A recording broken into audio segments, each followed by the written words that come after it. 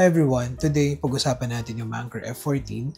It was sent to us by Manker for demo and review. So ito yung box niya, black with orange accent. And then nandito yung mga basic details ng flashlight na i-discuss natin later.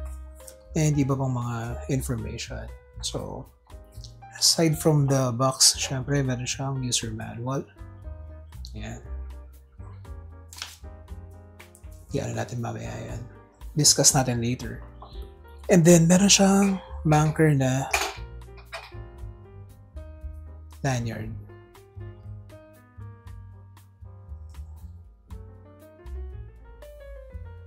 Ayan.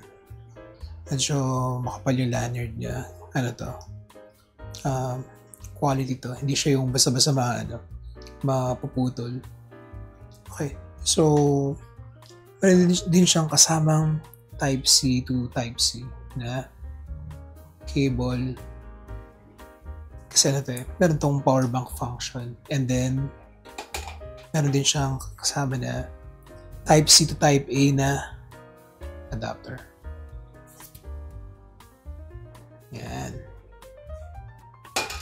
And of course, ito yung unit natin. Manker F14.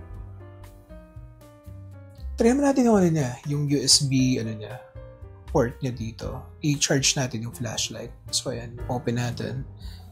Meron akong Type-C dito. Ayan.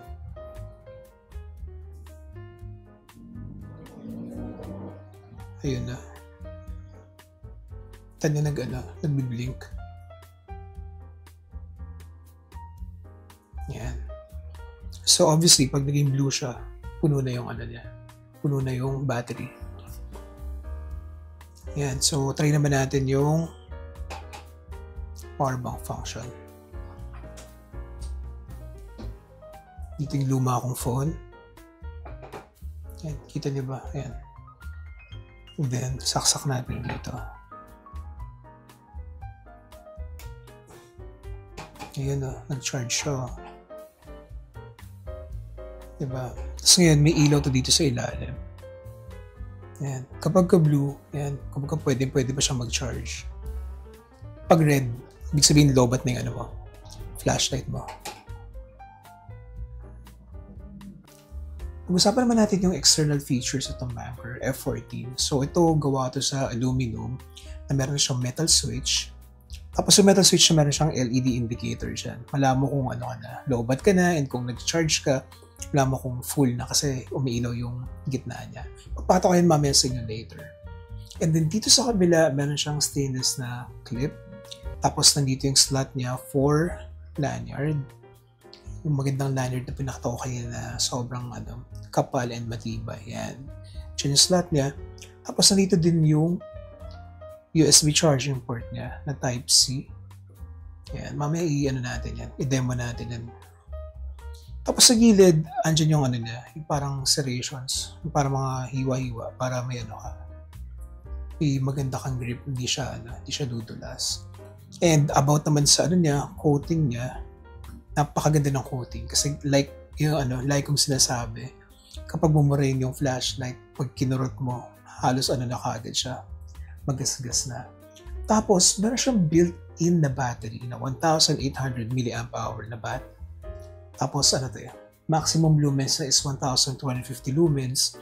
Tapos siya, waterproof siya pero splash proof lang. I mean, lang siya, hindi mo siya pwede i-submerge sa tubig kasi IP65 kasi siya eh. So eto pwede to pag sa mga ulan pero hindi, wag mo lang siya ilulubog sa tubig. Tapos yung maximum throw niya nasa 268 meters. Later pakita ko sa inyo yung napakagandang natin. Napakagandang beam shot natin. Tapos, ayun nga, meron siyang power bank function. Tapos, dual emitter siya. Ito, tingnan natin ito mabuti. Yan. So, nakita niyo itong dito sa right side. Dito sa right side, flooder itong Flooder itong emitter na to. Tapos, itong sa, itong dito naman sa left side, spotlight naman siya. So kung paka-technical, ito, naka-Samsung to na LH351D. Ito sa kabila naman naka-Osram to na NM1 na 6500K. Meaning, ito, warm white siya. Parang manilaw-nilaw yung ilaw niya. Ito naman, puting-puti na almost bluish. So, pwede mo siyang paandarin independently. Pwede mo rin siyang paandarin ng sabay-sabay. So, ayan. Ngayon, gawa tayo ng size comparison para magka-idea kayo kung gaano siya kalaki. Tatabi ko siya sa, ito alam niyo naman siguro itong tool. Yan, ganyan lang kalaki itong Manker F14. Yan.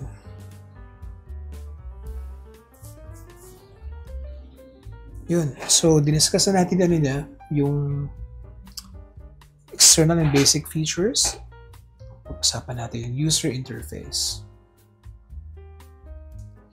Okay, for the user interface, i-breakdown ko siya sa tatlo. Pero, for your reference, ito, i-flash ko sa screen yung mga niya, yung technical spec sheet niya. So, ayan. Screenshot na lang or pause na lang yung video. Ayan, so balik tayo dito sa flashlight. So, di-discuss ko siya in 3 parts para mas madali nyo mag-gets.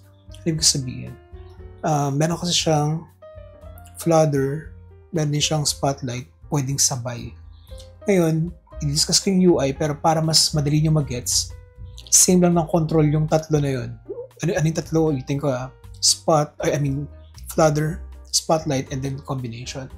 So, same lang sila ng control kung paano gawin. Pero i-discuss ko siya dahan-dahan. So, mag-start tayo dito. Pag nag-click ako once, iilaw ko ano yung huling ginamit ko. So, in this case, spotlight yung huli kong ginamit. Ayan. So, to toggle between modes, kailangan mo lang gawin is i-hold mo lang yung metal switch niya. Ayan. So, kaya naka-high siya, ngayon nag-low. So, ibabalik ko siya sa high, hold ko lang. Ayan. Paano naman yung turbo niya? So, for turbo, i-double click ko lang. Ayan. Ito, naka-turbo to. Ayan. So, if click once, off. Ulit to turn on, ayan, click once. And then to toggle between modes, hold nyo lang yung switch. Ayan, nag-low siya. Ayan high, low. Hold mo lang. Ayan, kung gusto mo naman i-turbo, double click mo lang. Sorry, ulit. Ayan. So, same lang naman yung control niya. So, kaya na ginamit natin yung floodder. Yun naman yung spotlight naman gamitin natin. So, paano ako magsa-switch from flood to spotlight? So, tatandaan mo lang is you have to click thrice in rapid succession para magpalit siya. Kasi pag bagal ka, off lang yung flashlight. Hindi siya magpapalit ng emitter. So, kailangan mabilis. So, gawin natin na 3 click. 1, 2, 3. Ayun. So, nagpalit na siya. Nasa spotlight na. So, same controls lang. Paano ako magtutoggle between modes. Hold lang. Ayan, low, high, low, high. Ayan. Ina-hold ko lang yung switch. Ngayon naman, paano tayo mag-turbo? Kagaya kanina dun sa spotlight, double click mo lang. Ayun, yun yung turbo niya.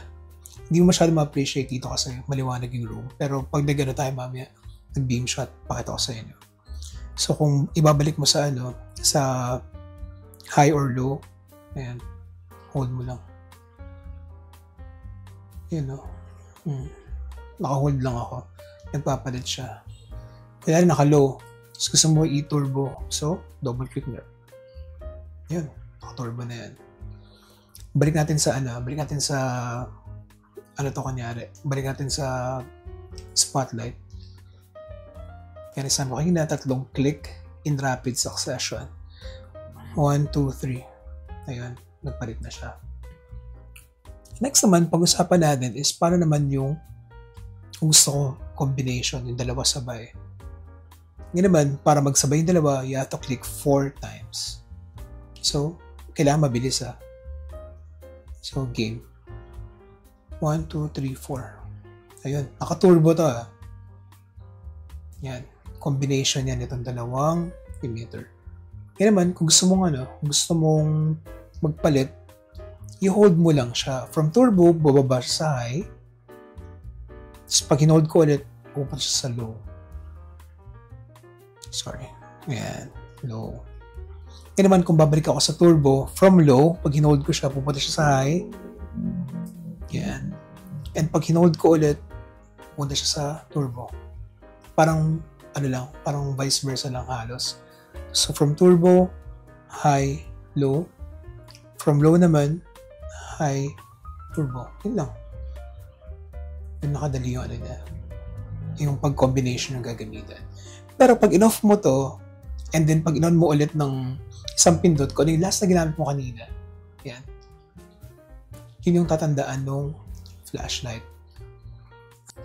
So, another feature of the F14, meron siyang moonlight mode. So, paano yung moonlight mode? I-hold mo lang to, mga 2 seconds. Ayun o.